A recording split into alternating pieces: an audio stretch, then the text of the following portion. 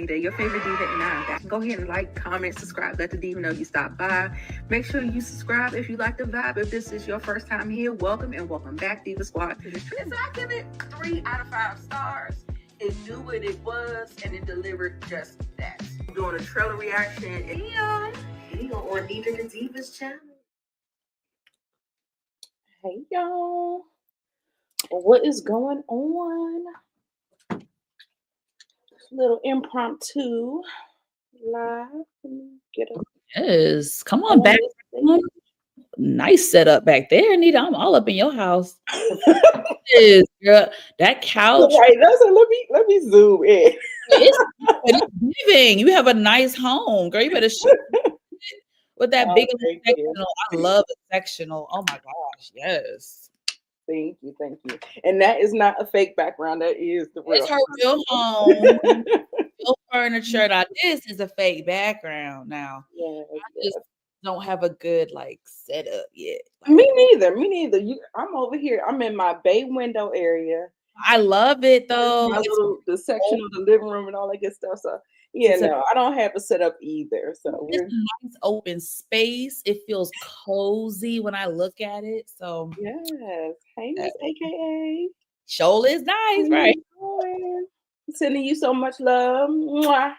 Yes, Miss. And you know why? I don't want to say it because maybe everybody don't know. So love back. I don't even know what's going on, but baby, we all need some love right now. Definitely.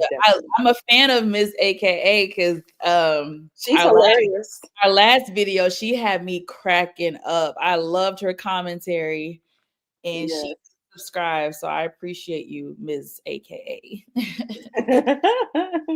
Not giving rich auntie vibes. Okay. Yeah. It's giving very successful, upper class, Black family, giving, real cozy. All right, y'all. We are here. We are back. We are going to go ahead. We're going to get into, y'all, my notes for love and marriage. Oh no. Which one do you want to do first? Because I think we need to get that one out just in case we got to run out. Okay. You want to go with love and marriage? Okay, we can go with love and marriage. Because there was so much. I think we both have some things to discuss. Yes, she did. Yeah, I'm writing her right now. Lost her adopted mom. That is tragic. Oh, so sorry. So sorry. Very sad. Very sending you love. Mm. But we are here. We're gonna do this love and marriage, baby. Oh my God. Sorry, y'all. I don't got no makeup on. I ain't got no earrings on. Listen. Natural beauty. Had to hurry up and get on here. So we got some things to talk about. So let me go ahead and pull up the slides, baby. Oh, what's wrong? Now I don't have the slides downloaded. Uh-oh. Okay. I do have them though. But let's get your overall opinion on Love and Marriage Huntsville as we finish up the girls' trip, the white party, and all of that, the rehashing of it when we got back home. How did you feel about it? Did you like the episode? Was it unnecessary? I'm okay with the episode. I liked it. I mean, when it started, I was like, oh my God, this is the longest cash trip I think I have ever witnessed on reality television history. I was like, oh my goodness, because you guys, we have to think about it. Before they took their break, we already had an episode or two episodes of the cash trip. It was 2 episodes of the cash trip. Then there was a break, and then we've had about 3 or 4 now, and these heifers is still out of the country. But you want me to start the episode while you do your Sure. I got it up. I have it. It's coming. Okay. All right. Hey, Belle Perspective. The vacation was too long. Girl, yeah, you would think that they was on vacation for 3 weeks, girl. It was probably 3 days max. Right. You would have thought it was a month and it was really a 3-4 day trip. And y'all shout out to the Bell Perspective. If you guys are not already subscribed, please subscribe. Girl, I watched your video, your recap, and it was hilarious, like always. So go watch usual. per usual. Hey, Always entertaining on her we gotta channel. get back together, honey. We should definitely do a collab or something. That would be fun. Maybe for like a mid-season or whatever, mid-season finale or type of thing. That would be cool. Hey, Tamika. Hey, Everybody, Tamika. to all my content creators out in the chat, Bell Perspective.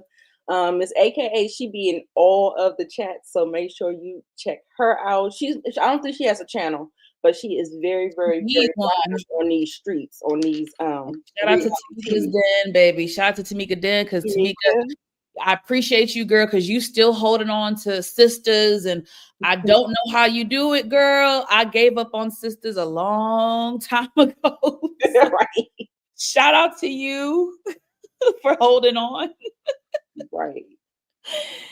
All right. Sign, seal, divorce. I'm yours. Oh, yes. Here we go. Okay. So the ladies are in all white. So this is like the farewell dinner, the last night, and it was a pleasant evening. It was a pleasant dinner. The ladies exchanged a lot of pleasantries, and I mean, I was okay with it. I was okay with Mel trying to end the trip on a positive note, and I do agree with her, and I agree with Kimmy. And for Kimmy to say this, it means a lot, because we all know Kimmy don't really do the girls' trips, and that's okay. Some women don't want to be around a whole bunch of bitches for a few days. I get it. Girls' trips, this is the thing, guys. Girls' trips can go really right or really wrong. And so I don't blame Kimmy for being apprehensive, but even Kimmy said she appreciates that as women, without the men's help and 2 cents, as women, they had conflict, but they also had resolve and resolution. And I, as a viewer, I can appreciate that, because when you go back to the OG days of reality TV and this ensemble cast, yes, producers wanted to obviously have drama, but the end goal was to have resolve. And so I appreciated that. However, Destiny wasn't too fond of the kumbaya stuff. She thought it was too much fake and ass kissing. And I disagree, because I don't feel like they were kissing Melody's ass. What did you feel like they were kissing her ass? I don't think so. I don't people do it on the show. I don't think they were doing it though. Right. Now, what I am going to do is call Miss Kimmy out. Okay. Now, I think when she's saying that people are doing a little bit too much. You mean Destiny? Destiny said that. Destiny said that. Yeah. I think what she's saying is that she knows that people have had their problems and their issues on this trip, but they're trying to fake the funk as if there was no issues. I.e., we're going to talk about Kimmy, because Kimmy, I'm going to need you to keep that same energy, girl. Like, you're sitting up there faking the funk in front of Mel. I guess she's trying to be, that toxic positivity or whatever, just trying to keep the peace or whatever. But then she goes and sit in Maurice's face in the confessional talking about, girl, like, you know what I'm saying? It's like one of those types of things. Like, she knows that some people in that group are being fake about their feelings and this whole kumbaya type of thing. I think that is what. Well, I'm gonna throw a caveat. Okay. I don't think Kimmy's being fake, because she said it several times, maybe not in this episode, but over the cash trip on previous episodes. She said it was rough. She said it started out rough, but I'm glad that we had she always says it started off rough. Yeah. And so I just feel like I don't think she's being fake. It's like, yeah, if you pissed me, I was pissed off 3 days ago, but like me, I don't stay mad 3 days later. So it's like, yeah, I didn't like that shit day one. And I've been in situations on girls trips where it's like, okay, I didn't like that shit day one, but I'm not about to carry it because you don't want to be seen as a negative person. I don't think Kimmy's too, I'm not trying to change y'all's opinion. I'm just giving you my opinion. I don't think she's two-faced. I think she stood where it was at. It was funny though. The first day. And I think you have to remember when she went back to Maurice, she went to Maurice on the phone when she was pissed. So obviously when he got it that day, it was like, oh, this is some bullshit. I'm ready to go. You know, she was lit. Mm-hmm. Obviously, as the trip progressed and got better, you know, I think her attitude changed, but I don't see it as being two-faced. I just think it is what it was. Yeah, it was so funny because Bill just said Destiny was kissing ass too earlier. And that's why I'm like, Destiny, you talk out of both sides of your mouth because you were kissing ass the day or two before trying to sit next to Mel. So it's like, is it kissing ass? Because it's like she says one thing in the scene and then a different thing in the confessional because it's like at the dinner table, her gripe was with the conversation that was had earlier in front of her as far as Sonny having a child with her ex. I think it was inappropriate. I think Miss Nell did not read the room. I think Miss Nell was not thinking, and I appreciate her for apologizing. But then I'm just like, how did it go from that was your issue to now in the confessional you saying it's too much ass kiss? Yeah, no, the thing is that the interviews are taped way down the line. And in that moment, what Destiny was trying to do was get back on Mel's good side. Yes. And Mel does not do that. Sorry, Destiny. And I don't know why you have to figure out this 3, 4, 5 times. AKA for you to know what is going on with Mel. Mel is the same person. Mel does not have a forgiving heart. No. Sorry. No. She is an ice princess when it comes to forgiveness. Yes. Right. She does not stand on business and she be looking crazy. And then she be mad because she looking crazy down the line. You talking about Kimmy? Sitting up there telling her she was already looking crazy. And you talking about Kimmy? No, we're talking about Destiny. Okay. So that's why she's saying two different things in the confessionals because now she feel like an asshole after she done seen it and watched it back. And she looking like a dummy. Yeah. Give Miss Nell her Geritol. Miss AKA is so funny. Okay. So they have a problem. She said she has a problem with Sonny asking about the kids with the ex. We said last week that we thought that she was just asking her in general, do she have any kids? Not what you were trying to do in the future because the question came up twice. And so we had to get some clarification. Hopefully that's what it was. But when she apologized for it, it seemed like she was just asking the same question again to start some shit.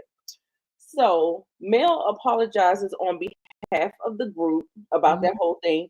Nell said it wasn't a dig. She apologized. Destiny was still trying to push back. Like, but I thought as a woman, you should. I'm like, Destiny, shut up.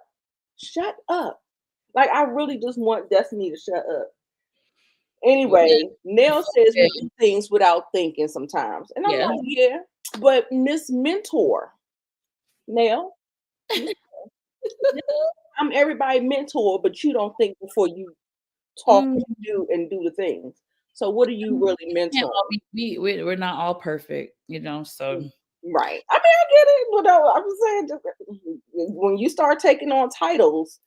I know, but that's the thing is like you to you know. She is a mentor. Yeah, you gotta have a little bit more self-awareness than that. Okay. Because I don't think that, you know, we can call it a little.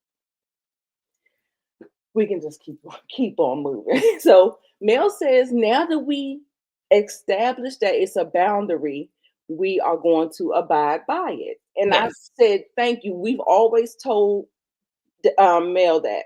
Like she establishes boundaries, but she does not make them apparent. She doesn't talk to you. Yes, right. Shuts down. Creates a boundary. Yep, she shuts down. Yep. Yes.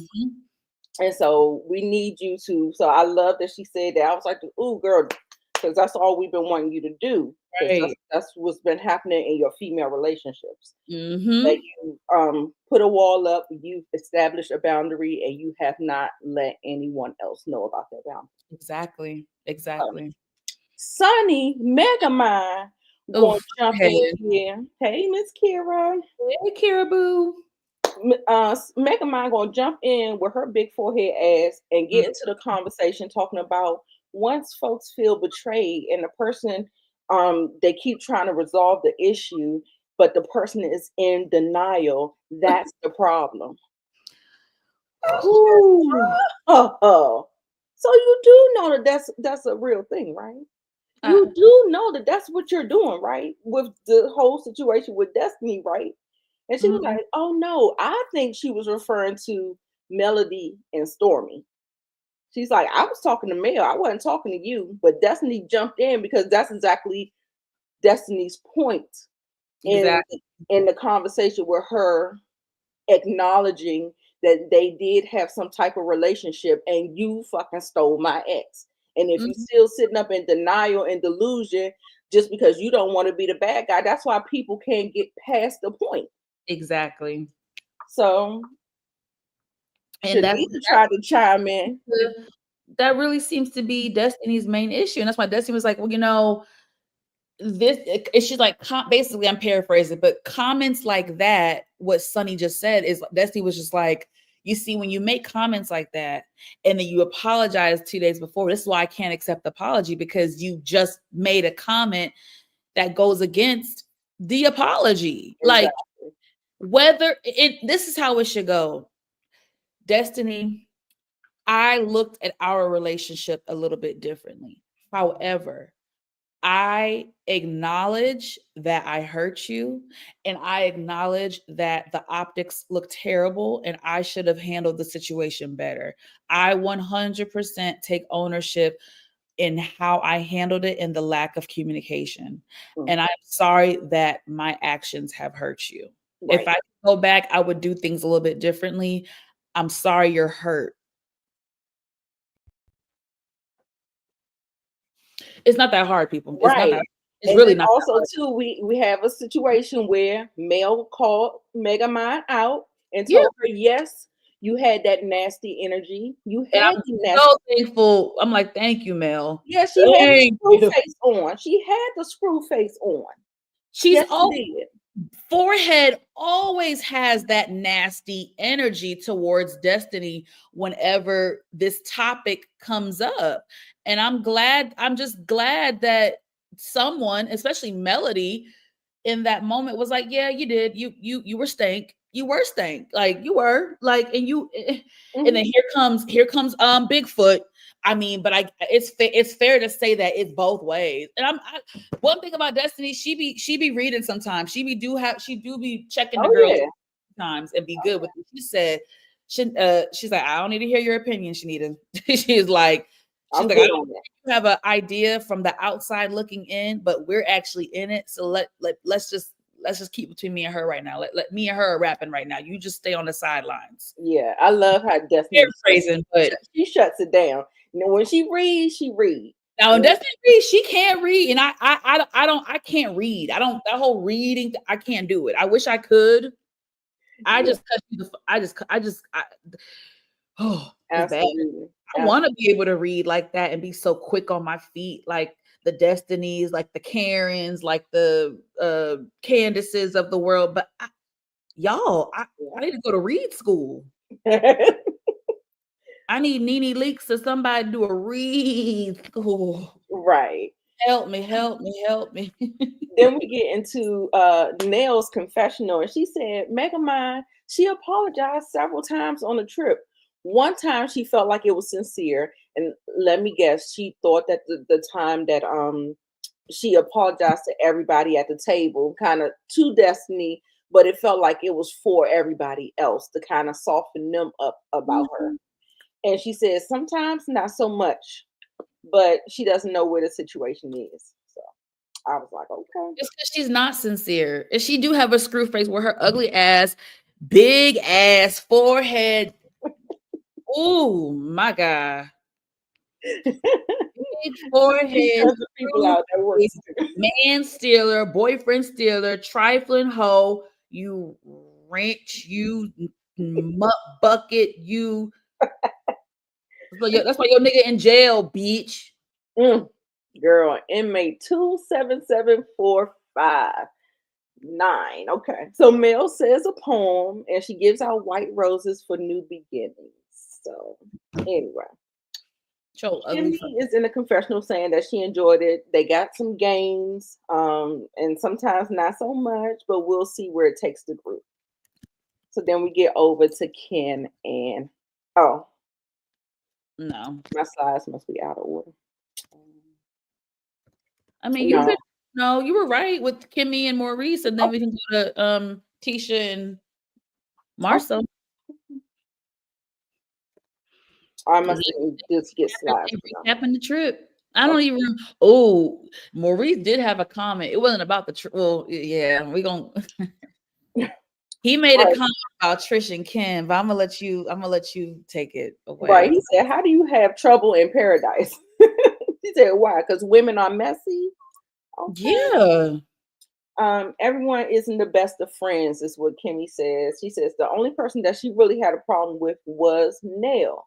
She said she told Nell that she had to leave. We're grown. We got this.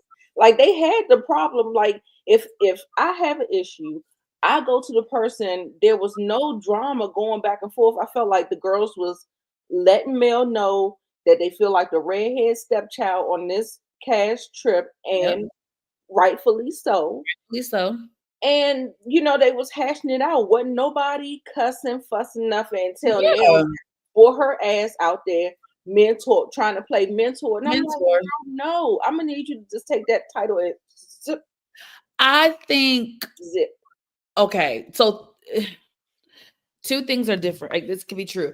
I think Miss Nell is a mentor on a one-on-one basis, right? I think she's a good mentor. Like if I were to go to her with certain problems, when she has a one-on-one with Melody, she's great. Even when it's couple to couple, I think she's great in those type of specific areas. But as far as conflict resolution amongst a group of women, no. Right. Oh, so you gotta know, like, just because a mentor for one doesn't mean a mentor for all. You know what I'm saying? It's the same thing. If you're a math tutor, that don't mean you a microbiologist tutor. You know what I'm saying? So it's like, yeah, she a mentor for married couples and like one-on-one. But we see she's not a good communicator. She's not a good conflict resolution. Look how she is with her kids. So it's not, you can't expect you can't. I feel like sometimes we over expect from people. No, but what now? What pissed me off too, and we going back because what I get where Kimmy's coming from is like, how the hell you gonna bring your ass outside to tell somebody they gotta suck it up, bitch? You acted a donkey fool 45 minutes ago, bitch. About your name being printed on a name tag, ho. I'm talking about where the hell I gotta lay my fucking bed, bitch. You about to cry. You had a whole conniption over a name tag. I don't give a shit. If it was me, I would give no damns about no name tag. I would get upset if I had a damn bunk bed, college bed, like how Tisha and Kimmy had. That is what would have sent me. But Nell, you carried on about a name tag, and then an hour later, you think you all almighty, so you want to come outside and try to check. Baby, you can't check me. That was Kimmy's point, was you cannot check me because you just acted a donkey an hour ago. Right. You come and tell me, well, I got to suck up. And, it's just like, Kimmy's grown, so you can't be coming to me telling me what the hell I got to suck up, bitch. Who are you? Exactly. So sometimes Miss Nell can rub people the wrong way. Yeah. And the only person that can come on this show and give advice is Dr. Francis. I know that's right, y'all. Where is Dr. Francis, baby? And we don't need no mentors on this show. If you're on LMAH, you're in the mess. You are the mess, okay? So yes, thank you, Bill, for the read, okay? Read, honey, read. So the Sunny and Destiny situation, we don't need to rehash that. Let's But get to their. Go ahead. what I did find interesting is that Maurice asked her, "Who did you feel more Connected to, yeah. better with after, Yeah. getting to know them on a trip?" And she said, "Trish." I was shocked. Yeah. Now, where did that come from, Kimmy? I mean, we don't see everything, y'all. They tape for 12 hours. We gotta be open. This is where you have to be. This is where we as the audience have to be a little open-minded. We don't see every conversation, we don't see every bit of footage. So we don't know what off conversations they had. We just don't know. That's true. Well, she did say that she liked the way she handled the situation about Martell. Yikes. But okay, let me go through my notes. Okay, Kimmy. I don't Said she handled it well. I said she handled it well because Mel didn't give a damn. Mel does not care. They have been divorced for 4 years. She divorced the man because he a hoe. So I think she Yeah. had a little bit of pushback from Stormy because Stormy called her out on lying to her. Yeah. But she said she thinks she handled it well, and I'm just I like, don't see how Kimmy came up with that idea. neither do I. Of that was not handled well at all. Exactly. I don't get it. That's what I'm saying. Like Kimmy, I don't know, y'all. Kimmy she be killing me softly. She be killing me softly. Let's get into Maurice's comment because Maurice informs her that while the ladies were away, the fellas had a little meetup, and the topic came up thanks to Messy Marceau. This is where we need the. Oh yeah. I told you keep that in the Rolodex because we're gonna have to refer to that throughout the season. Right. I'll have that photo for y'all next week because I feel like we're gonna be referencing that quite a bit. But nonetheless, Maurice lets her know the fellas had a talk and things were said. So they're comparing notes, which is also what we in the next scene with Tisha and Marceau. They're really comparing notes between what the guys said, what what's his name? Martell, too many fucking M's. Martell said, what Trish said. It's a game of telephone and he say, she say. Now, to close this scene out, Maurice does say a very interesting topic or comment. He says, from his observation, it is beginning to look like Ken may love Trish more than Trish loves Ken. Now, I appreciate Kimmy was like, let's not say that. Okay, let's not say that on camera if we don't know enough about them to. I appreciate her saying, well, let's maybe have a double date. Let's get to know them a little more before we make that assessment. But I'm not.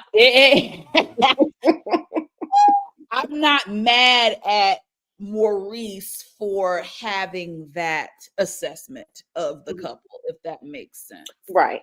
Now, I'm going to tell you what my grandmother told me a long, long, long time ago. My grandmother told me that's how you pick them. You get someone that loves you more than you love them. A little more. Because that's what the old lady sitting under the tree told me. Absolutely. Because as women, to be quite frank, we're always going to love harder. Like we're always going to love harder, but get a man that loves you a little bit more, or at least displays it. You know what I'm saying? A little bit more. Even though women, I think our love is just nothing greater than our love, even when it comes to our children and stuff.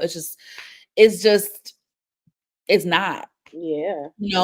But get a man that loves you a little bit more, or at least acts like it. That's what my grandma told me. And we're gonna get to it. She ain't never stirred me wrong. I know that's right. Hello. And I will get to it, but I do want to. I think Ken is. I know he's catching a lot of slack right now. That is a good man. I don't know his track record with other women. I don't know his shortcomings and other previous relationships that he's had, but I can just judge with him and Trish. He is an amazing man.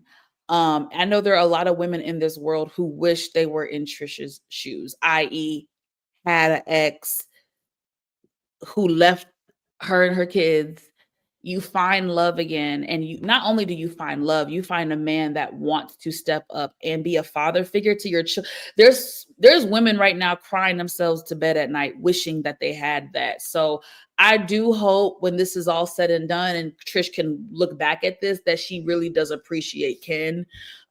Because she does not. Ken is a gem. Ken is really a gem. But let's go to as far as we can see. Let's go to Marcel and Tisha's recap of the trip. I like that, you know, Tisha had to mention Bigfoot, you know what I mean? He had to mention Shanita calling her the ops, and you know. Yes. There was a lot of dialogue in this scene. So Shanita was was part of the dialogue, you know what I mean? Just picking on our girl. Trish, too many T's. So far, we still got our glasses on, you know. Soon as you start bigging them up, child. That's when you're right, but so far, not. Y'all see what I put down there under Marceau. We know Marceau has a thing for Mel. Now he gagged the girls, and the Melanie gonna be mad, but True T, I agree with Marceau when he said, well, knowing Melody's track record, I can guarantee you that will not be her friend a year from now. And I'm sorry, I'm with you when you're right. I'm with you when you're right. He was like, okay, well, knowing her track record, they ain't gonna be friends a year from now. It felt like every time she would talk about Mel or talk about, hey, pretty girl. Hey, PG. Every time she would talk about Mel or male friends, he would shut it down. He was just like, first she called Shanita op. She called her a bodyguard. And then she went as far as saying she looked like a man. I said, babe. Who said that? B. Who said she like a man? Who said that? Tisha said it. I remember saying that she looked like a man. A man? She said man. Y'all correct me in the comments. She called that woman. She said she looked like a man. Then that's when he shut it down. He was just like this. Listen. He said, listen. They knowing Mel's track record, they probably won't be friends. But he was just like, just leave her alone. I don't think she said Shanita looks like a man. I don't think she said that. She did. No, y'all got to give me the exact verbiage. Exact. That's what she said. She didn't say Shanita looks like a man. I know she didn't say that. She probably insinuated or implied. No, she absolutely said those words out her mouth. Shanita looks like a man. I don't see her saying that. I do not see her saying that, like that verbiage. She said it. Insinuated. She said it. Y'all gotta pull the clip up, because bitch, I'm not saying that in 2024, because you know they be quick to don't call me the community baby, they be written don't be calling me no man. You know, you can't make no Joanna man jokes in 2024. I thought it was distasteful. I thought it was distasteful. Yeah, well, everybody's saying she did. Listen, I mean, shit. I don't give a fuck. Like, that's what I'm saying. When I fight, like, this is when it's like it gets dangerous, because if I love you, like if we're friends and we fight, I'm not gonna hit below the belt because I love you. But if you're a stranger, like how Shanita would be a stranger to me, that's when the gloves are, bitch, I'm calling you everything but a child. I don't care about, I'm calling you a man. I'm calling you a what? I don't care about none of that, because I don't care about you, because you know what I'm saying? Like, see, I go for the jugular for people who are strangers to me. Like, I don't, you know what I mean? I don't care about you. So it wouldn't have phased. It wouldn't. Yeah, no, and that's when Marceau kind of shut the conversation. Okay. It was distasteful. I remember him doing that. Okay. Wow. But I'm trying to find it. Shit. Well, I hope they don't come for Tisha. I mean, I'm not gonna lose no sleep if she did call the girl a man, but you know, other people. Y'all, my phone. I'm at work. It's okay. Just go ahead and have a conversation. I'll be right back. Okay, sweetie. I believe y'all. Okay, y'all. So what else was said? So he made the infamous comment about how Mel can't keep no friends. And then I'm trying to remember what was, of course, they talked about the Trish and Ken. So now we have another version of the Trish and Ken saga, right? So apparently, Marceau said that Martell said that Trish went over there more than once. Am I confused, y'all? Confusion, right? That's the first time I heard that. So was that set on camera, or was that an off-bar conversation with Martell and Marceau? Because I don't remember them saying that Trish went over there more than once, because when the boys had their little boys' day throwing axes, Martell had said that, well, I slid in them DMs and Trish came over. When I saw her in person, she wasn't as bad as she was online. So I wasn't really interested. So, I may have poured her some wine and we just watched some TV, watched a movie, but, that was it. That's what I thought he said. So now the story is changing again. And I'm confusion. And Miss AKA says she confusion too. So, and this is, you guys, this is what happens when you lie and you're not a good liar and you can't keep up with your lies. And you see, this is becoming, they done took nothing into something. And I'm going to be so pissed if they did not smash, because I'm like, Trish, you did all of this, and you ain't give him your hot pocket. So it's just like, girl, like, I just feel like Trish made it more complicated than what it needed to be. It's quite simple. Yeah. Martell said in my DMs, I found him to be attractive. We're both gym heads, gym rats. So I agreed to work him out. He came over. We kicked it. Nothing happened. I went about my way. He went about his way, and that was it. It's just so simple. No, the truth is simple.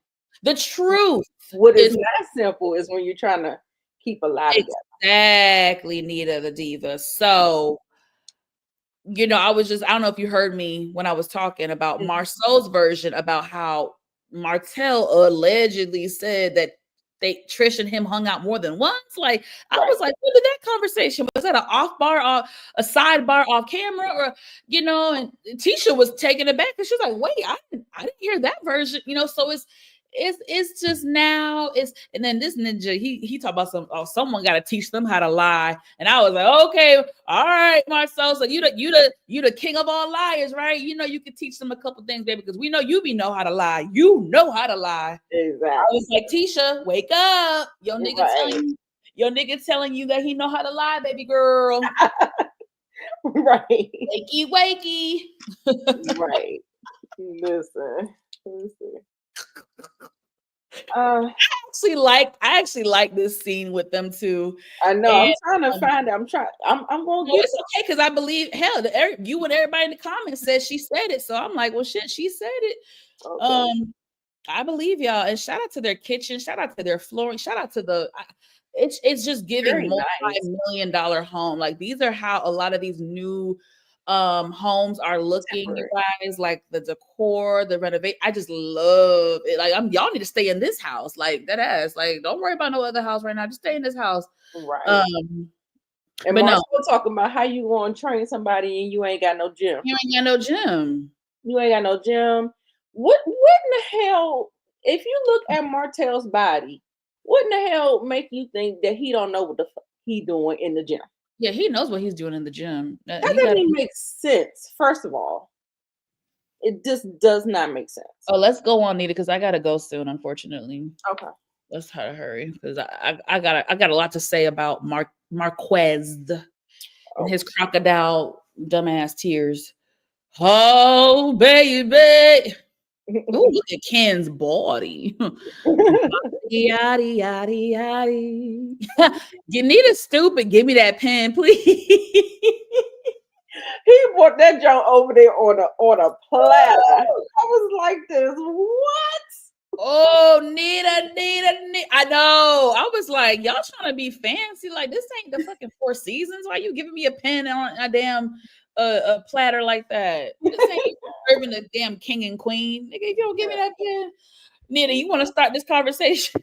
This was a fool. Because I don't know if you have notes that you want to reference, because I'm going off the dome right now. But look at y'all, and y'all forgive me because, you know, I had a learning disability growing up. I'm ADHD. So y'all know I'm also mental health advocate. So I don't want to be mean because I've had issues too, right?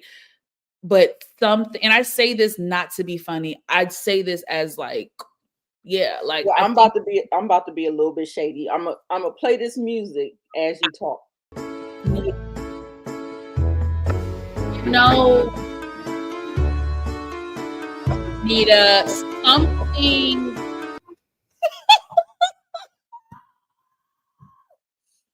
Oh my gosh. I'm gonna be a little shady. A little shady. Marquez just seems slow. Like very slow. And again, I don't want to be mean because I had a learning disability growing up. I can be slow sometimes. I'm not the smart, you know, I'm not a mathematician, you know, I'm ADHD, but not he licks the school. Okay, no, I wasn't saying that, but whoa. Something is fundamentally off with him because I'm not sure how many times different people have to tell him in different ways, my ninja, you left your family.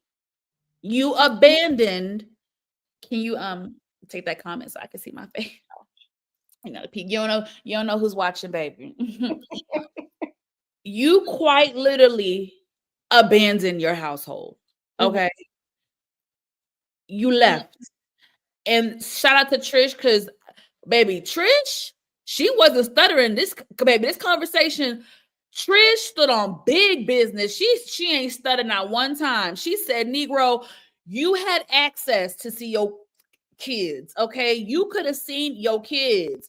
No one kept you away from the house. You didn't see your kids because you didn't want to see your kids, nigga. And the reason why you got a problem now, boo-boo, is because I have a good black man in the house. He talking about some, oh, are you tucking my kids in at night? Yeah, nigga. Yeah. Where are you? In Atlanta. Hookah and having lemon pepper wings in the club. What you doing in Atlanta? Listen, in Atlanta and Alabama, there is absolutely no reason, y'all. I live Huntsville. I'm not saying it's a quick hour drive, but from Atlanta to Huntsville, you might have maybe a 3 hour, 4 hour drive. But that's nothing if you care to see your kids. So if Marquez was in fact coming to Atlanta for a career, for a job, for money, kudos, you got to make money. You could have seen your kids once a month. You could have seen your kids twice a month. Easy. You could have gotten off work on Friday, drove to Huntsville Friday night, and came back Sunday evening. There's no reason. And now you mad because another man, and that's it, you guys. He don't give a fuck about Trish and them kids. He now cares because another man has stepped up as a father figure, and his ego and pride can't take it. Boom. He can't take it. Because if you notice in the conversation, he kept bringing it back. He kept on saying, what about the chocolate emojis under her social media pictures? Then also, too, Trish be moving foul, too. Now, I don't know what this comment, she said, Ken was body goals for her husband. Now, I don't know what woman going to say that, but he said that. Listen, Marquez, you know, okay, you have, listen, if he was asking about the text messages, the sexual right. So he's just bringing it all the way. He's not even thinking about those kids. You're he's right. bringing it back to the relationship. Right? Exactly. You're right. And I feel like that's null and void now. Like, listen, I can't tell someone how to feel. Yes, it was disrespectful. It is disrespectful. I know how to compartmentalize. Okay. Yes, the optics look terrible. At that time, we're together, and I see you texting this nigga, and now a year, 2 years later, 3 years later, you're with him. Yes, it looks terrible because I, as a woman, if I found my man texting a bitch and then 3 years later he's with her, oh, I'm gonna be looking at you like, okay, nigga, so you were in her. I get it. I get it. But at the end of the day, to me, we're so far past that. Like, what does it matter now? What does it at this point? What does it matter? Because you don't want Trish. You don't want Trish. Even after you saw the text, you and her dissolved y'all's relationship. You moved out and you left her. You don't want her no more. So even if it was shady what she did, I mean, okay, you want her to say, okay, it was bad. I mean, what does it matter now? We have bigger fish to fry, my love. You need to step up as a father. Like, AK, who said it? Miss AK, why didn't you go to your daughter's dance recital? No one stopped you. It's not like you lived in New York and your family was in Alabama. Nigga, you was in Atlanta. Yeah. That's a quick 3-hour drive, maybe 4 hours with traffic. It's not that fun. You weren't in LA and then having to figure out how to get a flight to Alabama. Nigga, you was next door. You were Alabama and Atlanta are next door neighbors. Exactly. So, and she said when he moved down the street, she said you were 5 minutes from your kids and you still didn't show up. Still wasn't show up. So that's why I say, you guys, it's pride and ego. He cannot stand that another man has taken the place of a father figure and has developed a loving and close bond with his kids. That's your fault, Marquez. That is no one else's fault. That is no one else's fault but your own. Yep. She said her father stepped in. Yeah, she did say that. Play if you think you're lonely now, baby. If you think you're lonely now.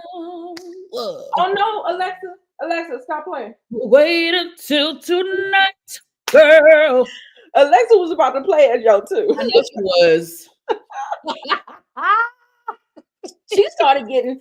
Did y'all notice she started getting real touchy, and Ken had to kind of like calm her down. She was about to set it off. I suggest y'all set it off. I suggest y'all set it off. Set it off. Baby, she was about to set it off at that table because, like, what do me and Nita say all the time? Do not play in our face.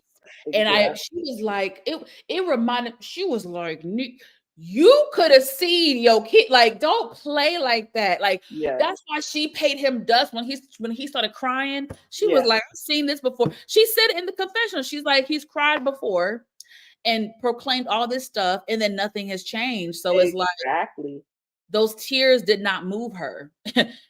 Those tears didn't Cry move me a river. Cry me a river. Cry me a river, baby. Cry me a river. You just can't take it. But shout out to Ken. This is how I know. This is how I really know that Ken, besides him taking care of those kids, I mean, y'all, he's taking care of those kids. He bought the son a car. Okay. So he's investing. Yes, he's really investing in those children. And I don't care what comes out about Ken. Let me not say that. But we can't take away from that he's a good man as far as providing for those children. And really, those are not his kids. Those, you know what I mean? So I think no matter what happens between them, he will always be appreciated for being a father figure in their life. Another note that I appreciate about Ken, he saw Marquez troubled and even said, look, bro, you might need a therapist. You might need therapy to kind of get past certain struggles that you're having. And he was like, look, I know it's kind of awkward me saying it, but if you ever down and out, you can definitely hit me up. Like, I don't want to see you effed up. Like, you know what I mean? So, and not a lot of men would have said that. So this is why Ken is like an all-star to me. Mm-hmm. And I really pray nothing damaging comes out about him, because I will be hurt, because we do not have a lot of good Black male figures on TV.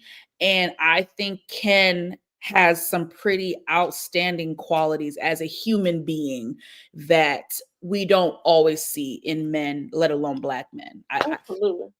I have to give him credit for really stepping up and Right. just seeming like a very kind soul, you know. Did anybody clock Trisha's face when he pulled out the divorce papers?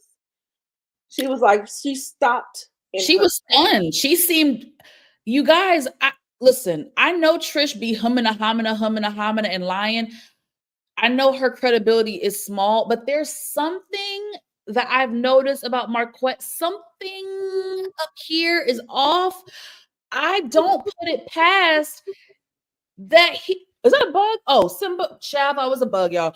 I don't put it past that Marquez was the one holding off on the divorce. I do not put it, like, just seeing how jealous he is about Ken, and I don't put it past that Marquez was the one delaying this divorce process. Why the hell did he have the papers, y'all? He had the papers.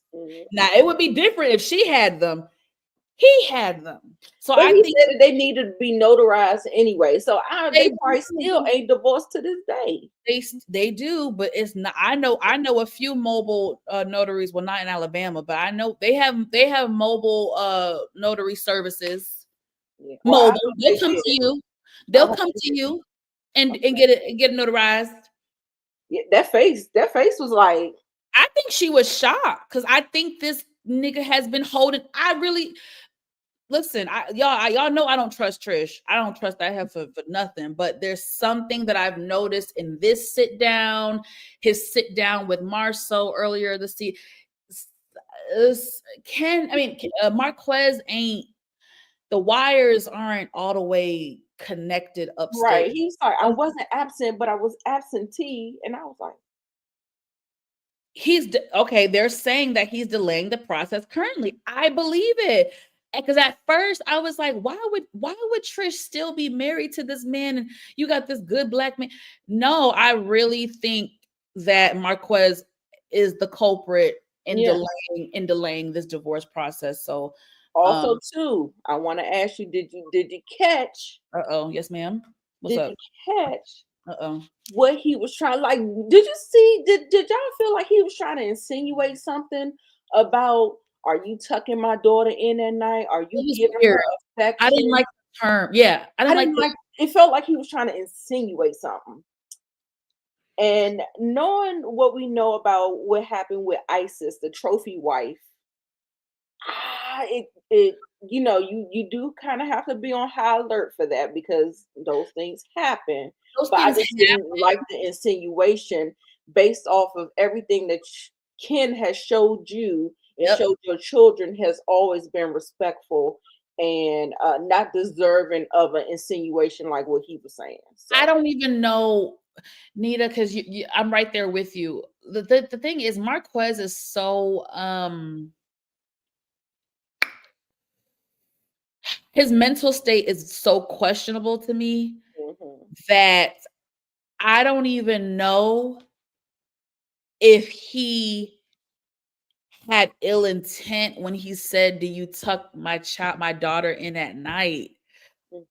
I don't know. Like it was a weird, when he said it, I was like, well, that's a weird question. Like, right. That's all I was saying. I was like, okay, that's what I'm right there. Do you show her affection? Do you do this? I was like, what are you like? Yes, I show both your kids affection and love. Yes, I was just kind of. I didn't understand, like you said. I didn't understand if he was trying to be sneaky with the words and acute and make an accusation low key, or was he just saying it like? I thought it was odd. I was like, don't do that. I didn't like that either. It struck me as odd, but because he's so odd himself, I don't even know. I can't read. I can't.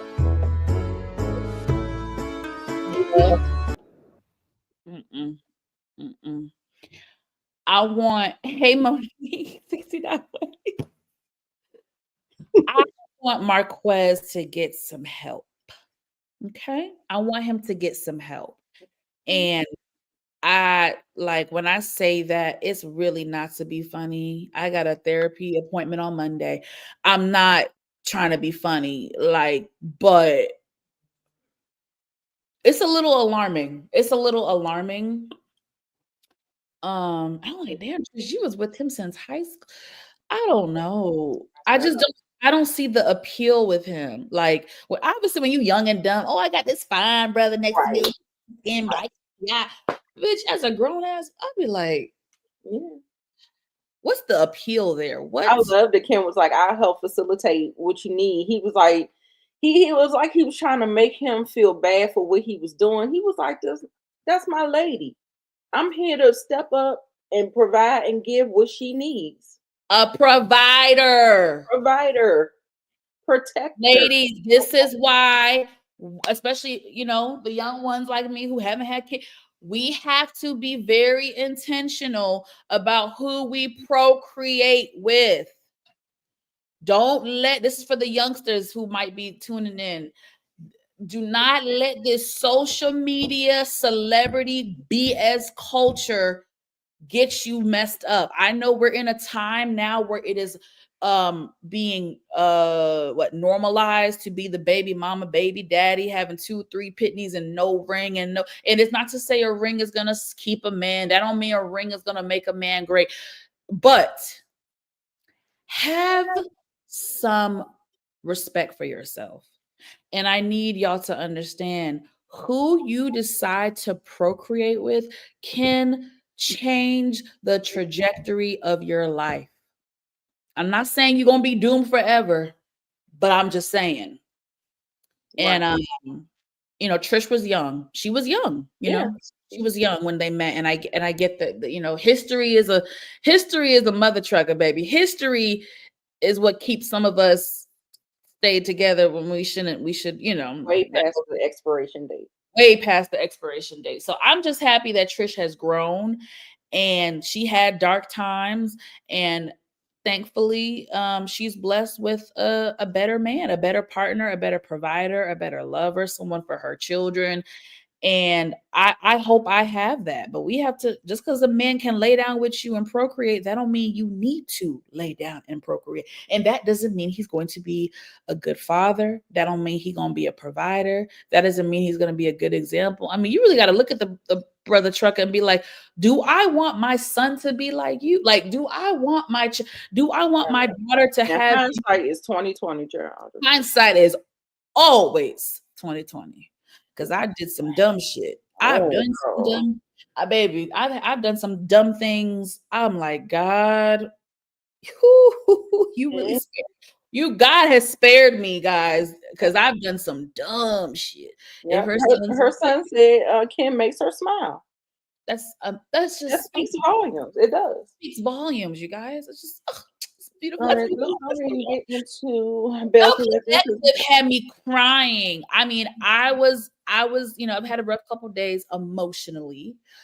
But some things, there were some scenes in this episode that made me cry. So I'm hoping I can touch on a couple. I really gotta go and I gotta go in a few minutes. But all right, y'all. Belle Collective wasn't doing too much of nothing anyway. They still having this thing about Letitia. She crying, talking about she need the collective to get together. Girl, save them crocodile tears. We don't want to hear it. Marie and Latrice is done. Okay. So then, let's talk about this. Nita the Diva, please. I got a clip. Hopefully y'all can hear it. Okay.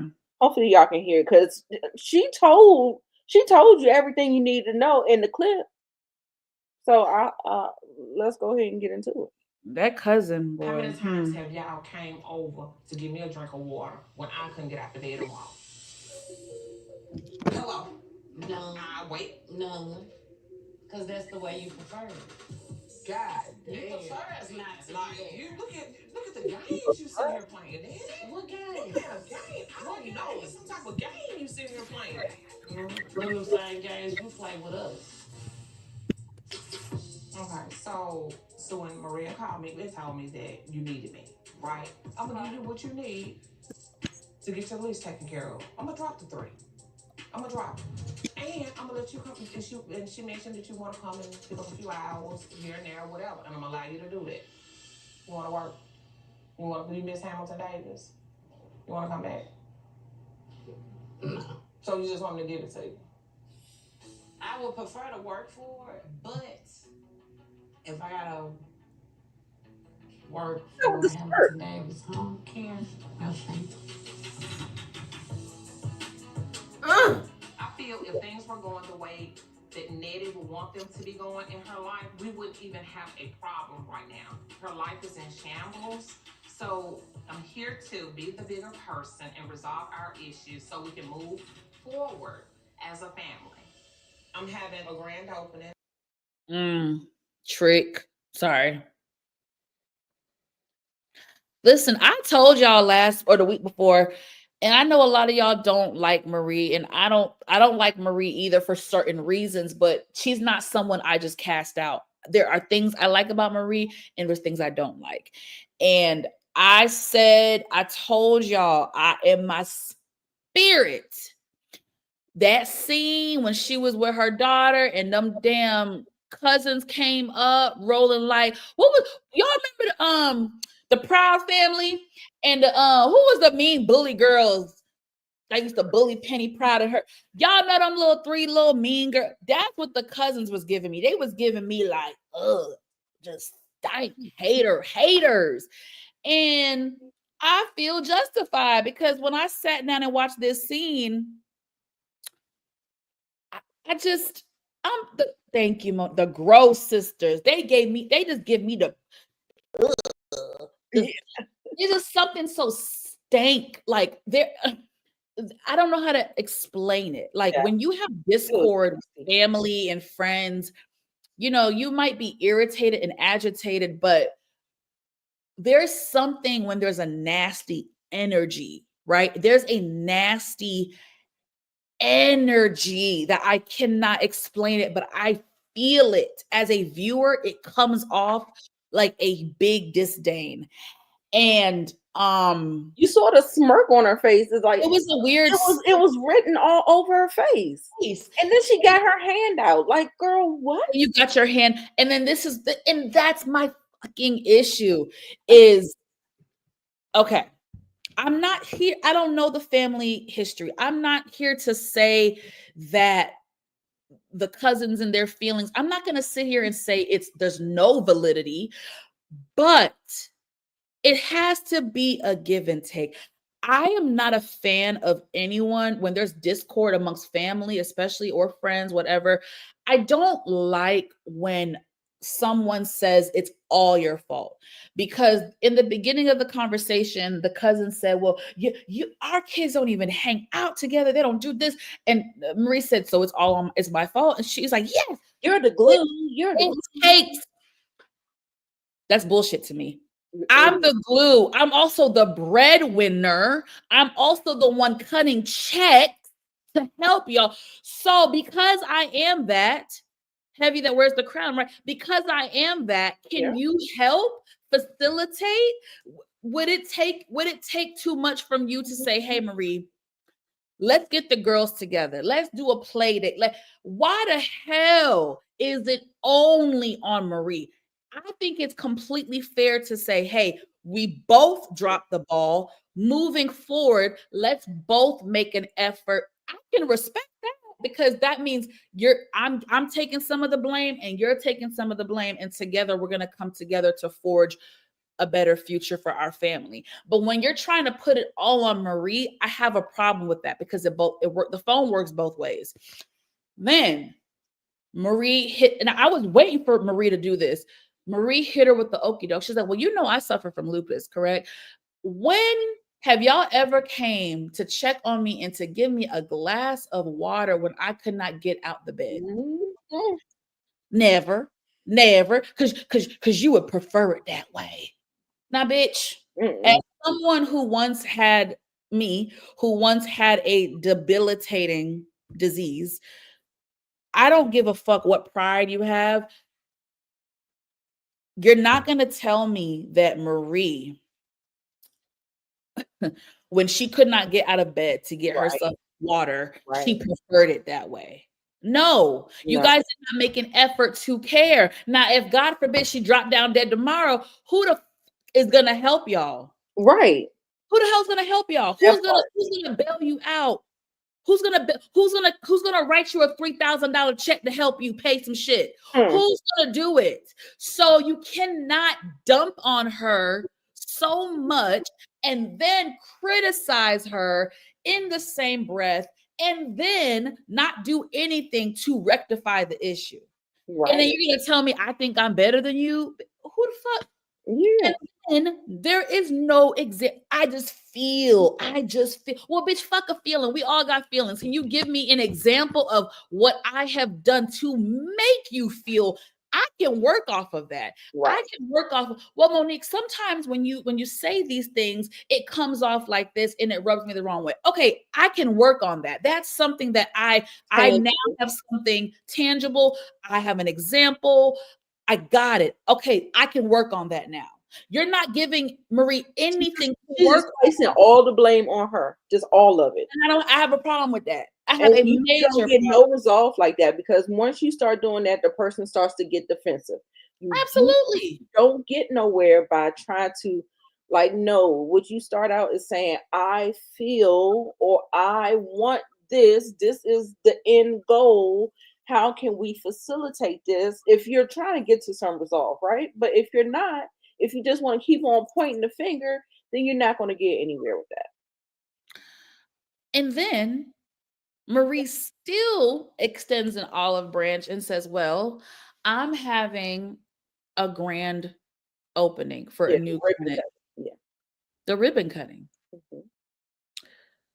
I want you guys to come. Spoiler alert. They didn't show up. They weren't there. They weren't there. They weren't there. Okay.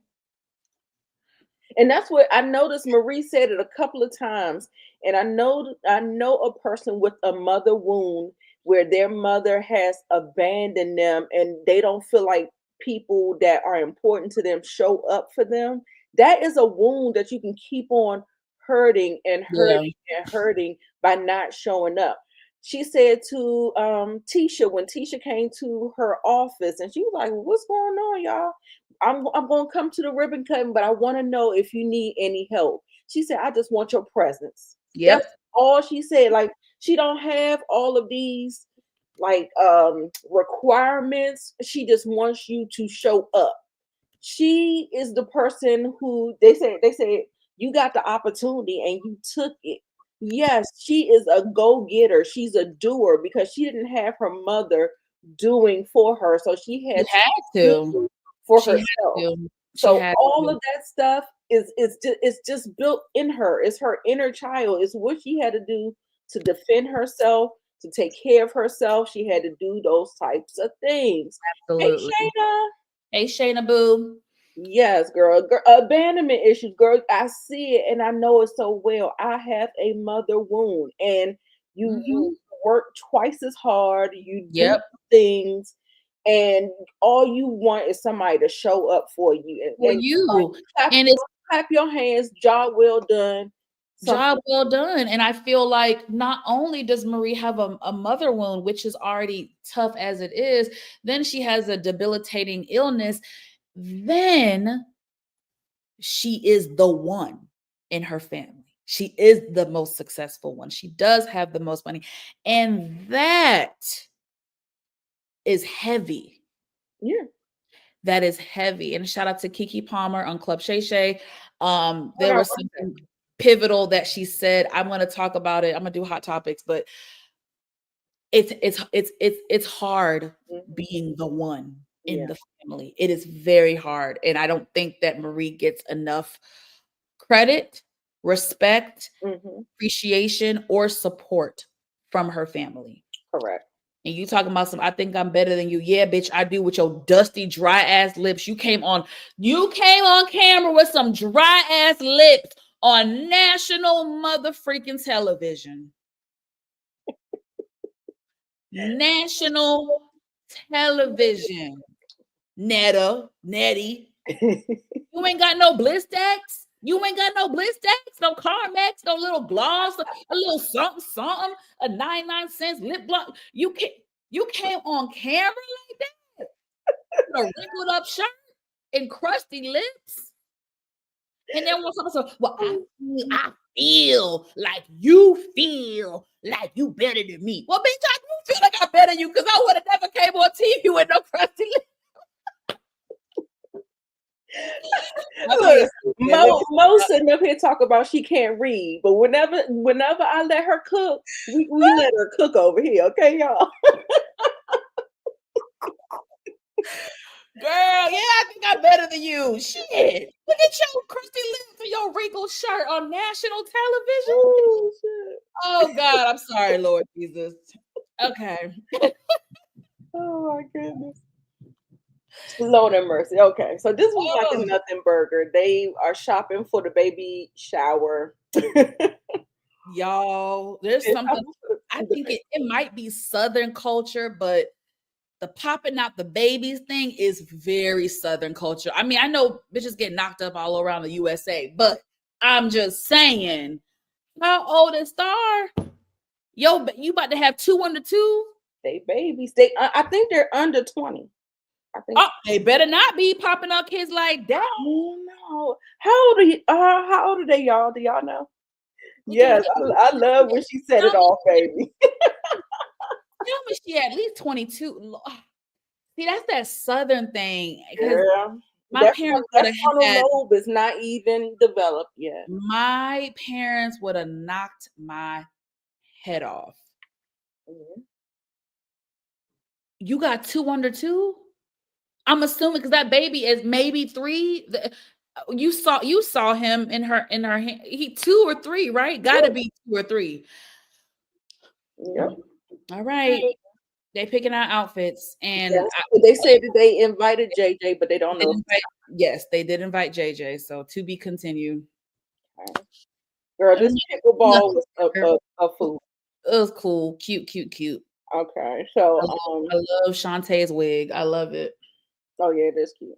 So cute. We got Willie on the FaceTime. Hey, Big Daddy Willie.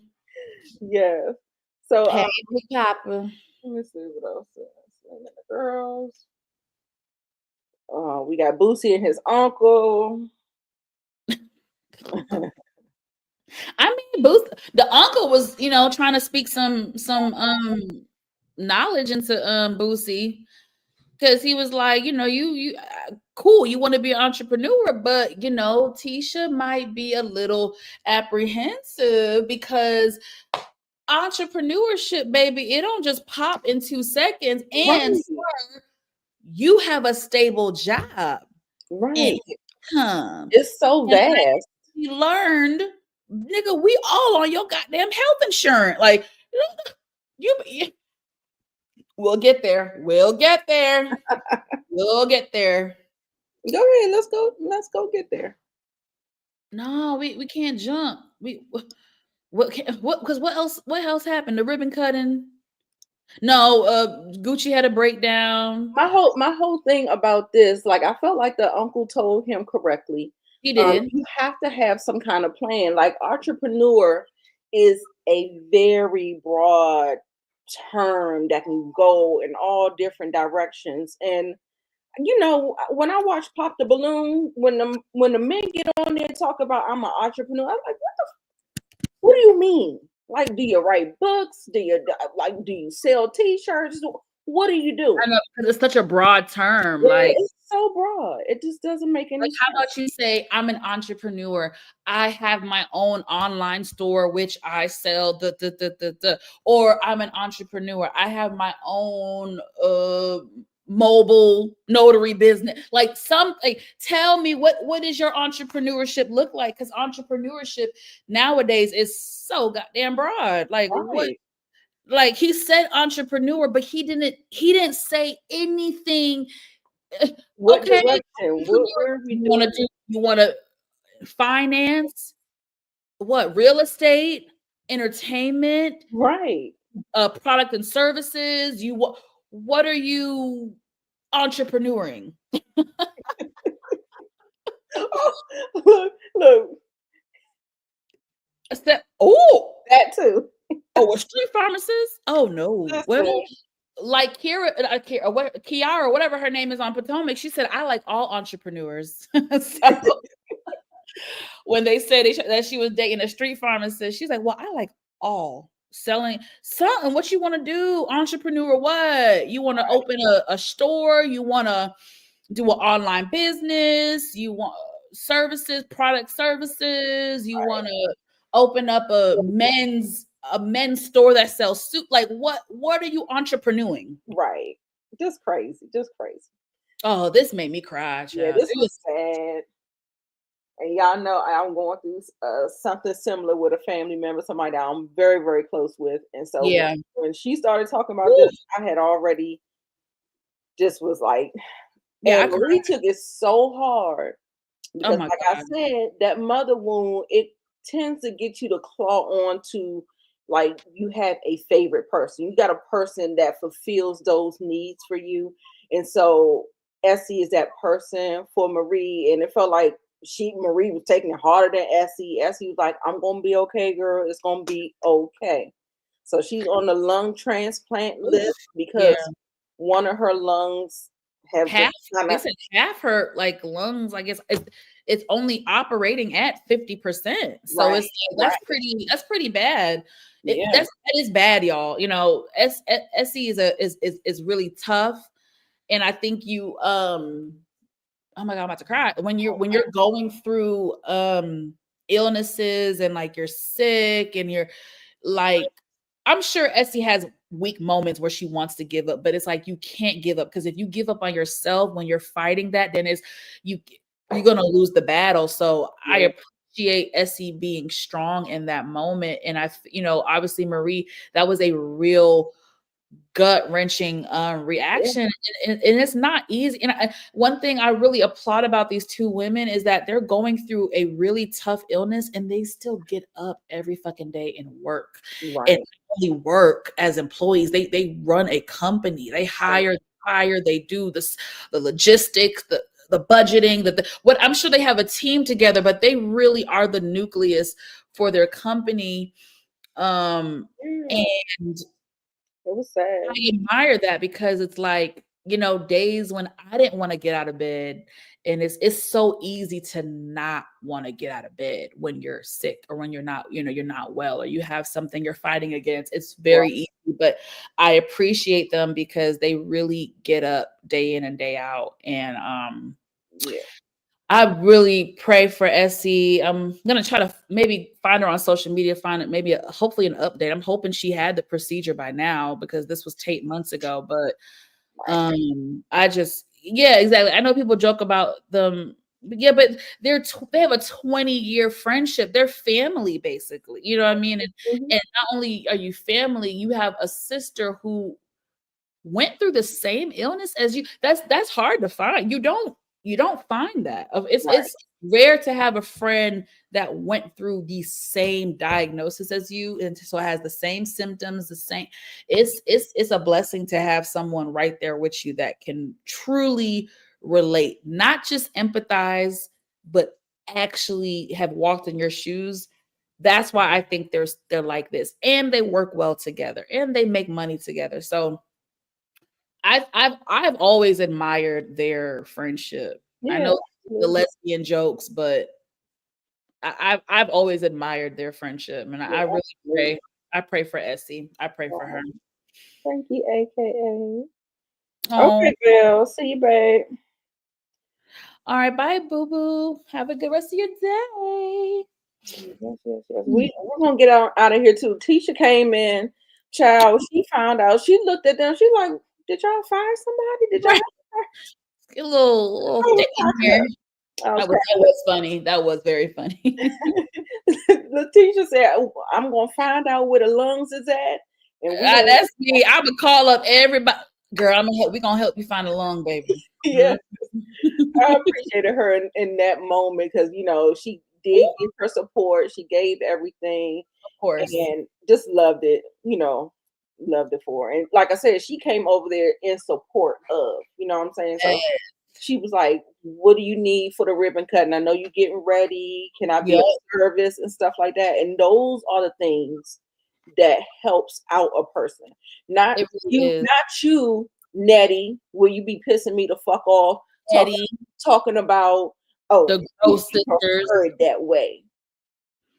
How about the you let me tell you that?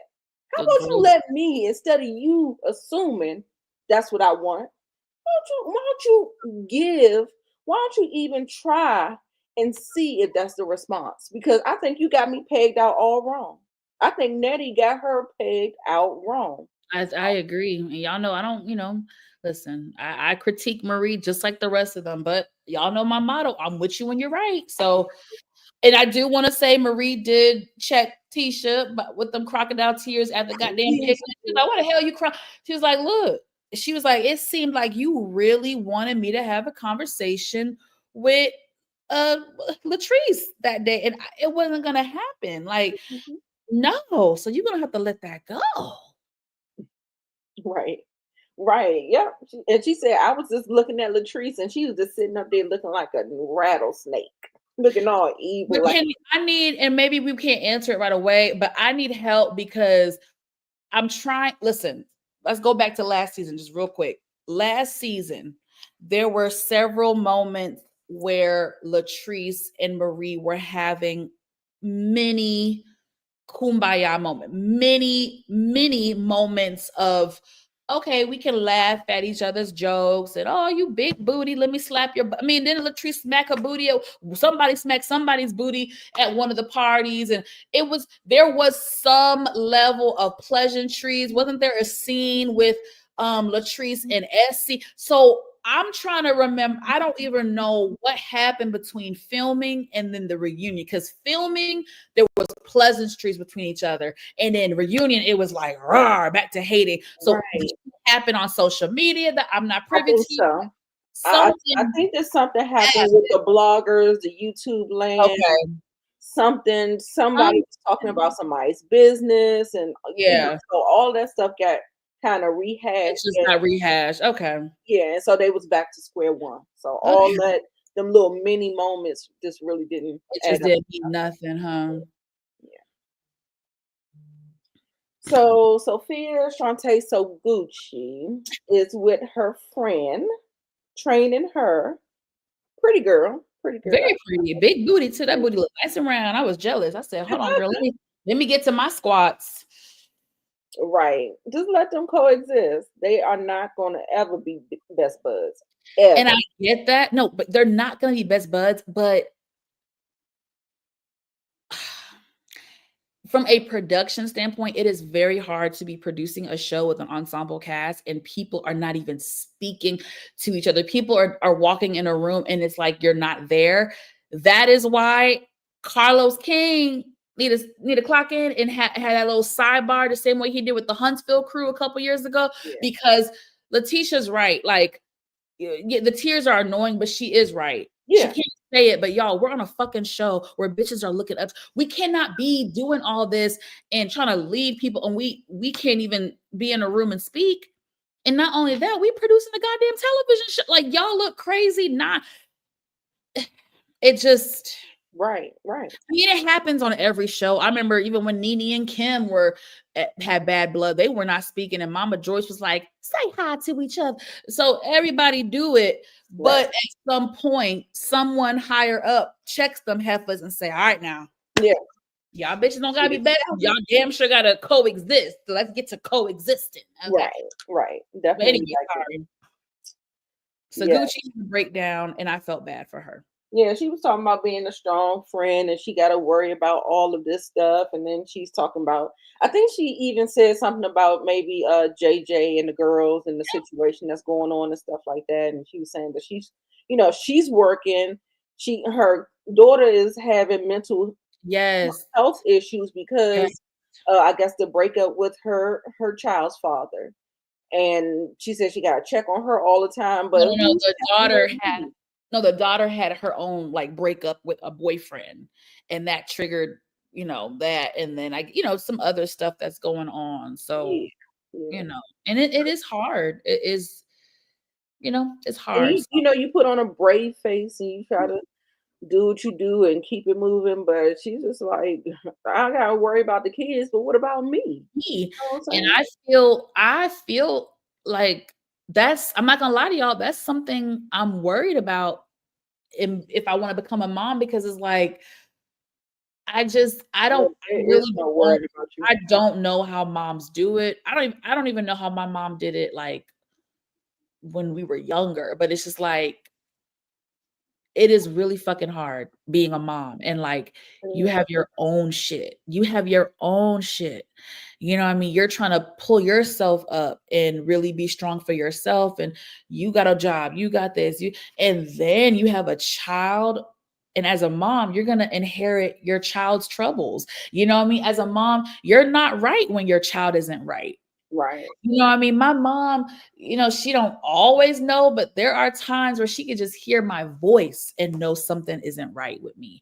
And I Mhm. just feel like I'm not trying to be mean to fathers, but It's not the same. it's They not the don't, same. yeah, they don't show up in the same way that mothers do. They don't. And the way mothers carry there's a connection that moms have with their child. Like I said, my mom can be on the phone, and if my voice sounds weird, she can tell. You know what I mean? So it's like when our children are hurt, we hurt. It's just that is a lot to carry, especially in today's society time, when Mhm. kids have so much access to stuff and they get influenced by so many things, and there's so many things going against them and can trigger their mental state. There's just so much shit. And I'm not a mom yet, but I felt for So Gucci, Shantae, whatever, because it's like, you know she does wear a lot of hats. You know what I mean? She does wear a lot of hats. And I can also relate being the strong friend. Oh my God. Yeah. Being the strong friend is very hard. Is very, very hard. It is hard. Yeah, So I agree. I agree. But she I was there for her in that moment, and I'm glad that she was able to. And that's another thing. She has a whole husband. She has a whole husband. yeah. So you have to figure out how to communicate when you need support from your husband. You're not the only one that's supposed to be depleted. Y'all are supposed to be I filling agree. each other cups up. I need more support from you in this way. I'm feeling overwhelmed. That's what you have a partner for. So Hello. let's try to stop shielding people. That I feel like Kimmy does that with Maurice as well. Let's stop shielding people from giving you support as well, because it's a two-way street and it should be reciprocal. It should be. I agree. Yes, ma'am. So yeah, so we're at the end. We're at the ribbon cutting. Yeah, I As I literally said, have to go. Nettie and them heifers did not show their ad. They did not show their face up in the place. Okay, so Yeah. miss me with all that, like that foolishness when she said she was about to give her $3,000. Girl, you wouldn't be getting nothing from me, nada. Because at the end of the day, I bet you she probably talked all this mess about Marie, but she never tells nobody what Marie does for her. I bet you that's not the conversation. I bet you it's always a vent session about Marie this, Marie that, but Marie Mhm. just dropped that three on you, and you didn't even want. Well, if I have to work at Hamilton, no, I would rather work for the money, but if that means I have to work at Hamilton, whatever, then I don't want it. I don't want that's to. crazy. That's wild. That's wild to me. And so that's why I said we knew. And Miss AKA said it correctly. She said Bitch, you we always feel like we're getting plopped into a conflict that we don't have any context for. context. I You know agree. what I'm saying? Hey Inga, hey boo. Hey, Ingaboo. Like, bitch, you turning down free work in 2024 when niggas is getting motherfuckers is a paycheck away from being homeless. Let's keep it a buck. Like, and I'm sorry, no shade. You're in Mississippi. Right. You're in Mississippi, my love. Absolutely. It's crazy. Have you read the statistics of Mississippi? And please, please, she can't afford to turn down no goddamn free work. Exactly. Not Cash App. So So Oh, yeah. Marie's father was there, her Yeah. brother, her daughter. So yeah, I gotta go, but yeah. This is the last slide. So no, Glendale. We gotta read the fuck out of Glendale oh because yeah, let's go ahead and so her father showed up for her. yeah, He told her he told the group, the collective that was there, which was only Shantae, Sophia, Toguchi, and Letitia, that their relationship was very, very, very important to him. yes, And yes. so it made Gucci shed Kira, a tear because she's thinking about her husband and their and his relationship kids, with the daughter. JJ So and the girls, and it's we need to fix it, y'all. We need to fix it. Fix it, Jesus. Okay. important. Jesus. And shout out to, we give the single mothers praise. I have to give praise to Marie's father Oh yeah, because absolutely. being a single father, Mhm. being a single father raising a daughter, not easy, especially with the mother being on drugs. And he still shows up, And even now. Even even at now, her big grown age, he supports his child, and I think that was I love it. beautiful to see. So God bless, Love it. God bless them. Okay. And let's get to Boosie Badass. All right, Boosie Badass. This my issue with you, Boosie. You want to get up on here, talk about something. Well, you gotta let me be a man. You can't be the man and the one. You can't be the wife and the husband. You gotta communicate. I gotta do what? I gotta do what? You said commute. But it looked like to me, if you all about communication, you would have communicated with me, Negro, before you decided to up and quit your damn job, knowing good and damn well me and your son are on your mother freaking health insurance, Negro. Exactly. He didn't say to her, well, Tish, I'm thinking about quitting my job. What is that going to look like for us? That way, Tisha can say, okay, Glendale, well, if you quit your job, here's the reality. We're going to have about a month until we have to figure out what the hell we're going to do for insurance. We're going to have to allot this amount of money into this account to pay for. These are the conversations you have as a married couple. Nigga, you are deranged if you think it was acceptable for you to quit your job and not talk to your wife before you did it. Have you lost your rabbit ass mind? And then you want to sit there, oh, you gotta treat me like the man. You can't be the wife and the husband. Well, nigga, I guess I have to be, because you ain't doing shit. That part. Adding more stress into my life. Exactly.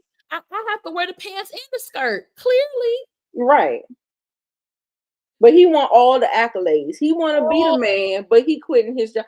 Like, come on, make it make sense, sir. Who quit their job at this point? I don't even know if they filmed it. It was November. They probably filmed it earlier this year. Who quits their job in 2024 and does not consult their spouse?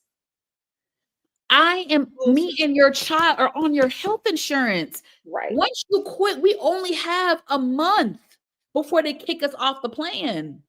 Yeah. That's something we need to discuss. Not only that, even though Letitia is the breadwinner, nigga, I'm sure Glenn's checks do help with certain things. So if you're gonna tell me that those checks are now gonna be gone, we got to figure out how we're gonna pick up the slack. Right. That's crazy. That is what the. That's insane. And it looked like Tisha was all in a good mood. She was holding. I felt bad. I was just like, I felt bad. I felt bad. And I thought that the uncle had said enough to him to trigger some kind of sense in his head in order to do this the correct way. You would have thought, Nita, you would have thought, my love, but we're not dealing with a logical person. So It was crazy. It was crazy. here And we her are. to get smacked in the face with that bullshit. I was like, oh, Not the same, Shayna, the same day. Oh, bitch, no, they would have heard from me because they're not supposed to do that. That is absolutely, there's got to be a rule about, I don't care if you got fired. Your health insurance plan, I think it runs at least to the end of the month. Like you right. have until at least, if it's not a full month, you have at least until the end of the month, unless they fired you, unless you left the 28th, 29th, 30th of the month. But usually they run it to the end of the month. Yeah, which Cobra is you might as well forget about Cobra because that shit is dumb expensive. So you're definitely going to have to rely on the healthcare plan, the Obamacare, whatever they call it now. You know what I mean? So you don't quit without one in the wings.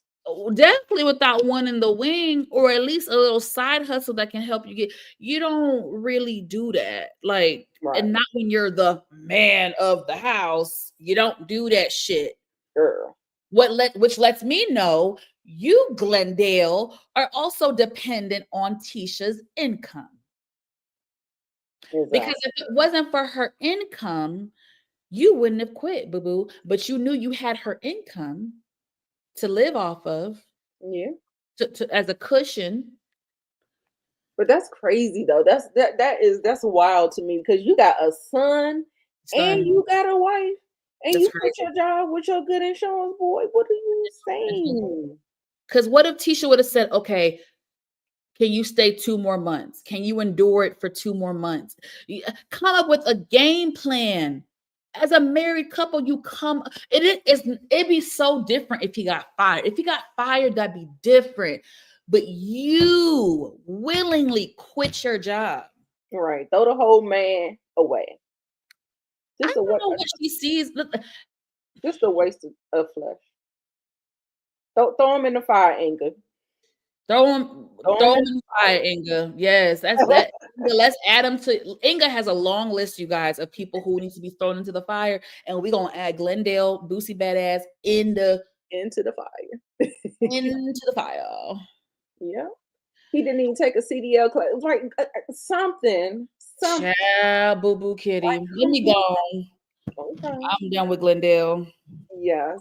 So Mo gotta go. I got to go, but this was fun, y'all. I got to express myself. Not the tip jar. I've been staring at you for the last hour and a half, and I'm just now seeing it says tip jar.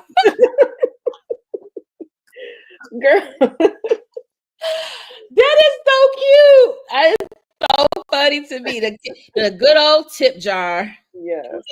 Yes. Mo was cooking over there, baby. So yes. Sorry, I had to get that out, baby. I needed Miss AKA. I needed the laughs too, because just a couple hours ago I was crying. So I needed the laughs too, Miss AKA. And thank you for sharing. Your story. I didn't know you dealt with so much. So my heart goes out to you, Miss AKA. My heart really goes out. I know it's not easy carrying all that. It's very, very, very difficult. Yeah, you never know. That's why I say it's just easy to be kind because you don't know what people are going through. And a lot of illnesses is, it's not visible unless you see somebody in a wheelchair. You don't know what is going on. You don't know what's going on, you guys. So all people have debilitating illnesses and you'll never know just by looking at them. You'll never know. So doesn't hurt to be kind, y'all, and spread a little love. Spread a little love. Spread a little love. Not Boosie want to be an influencer. Kira, baby, he want to be an influencer. He gonna be on the TikTok. Yeah, and I wanted to play this music. I want to play that. So this song is dedicated to Glendale and Marco.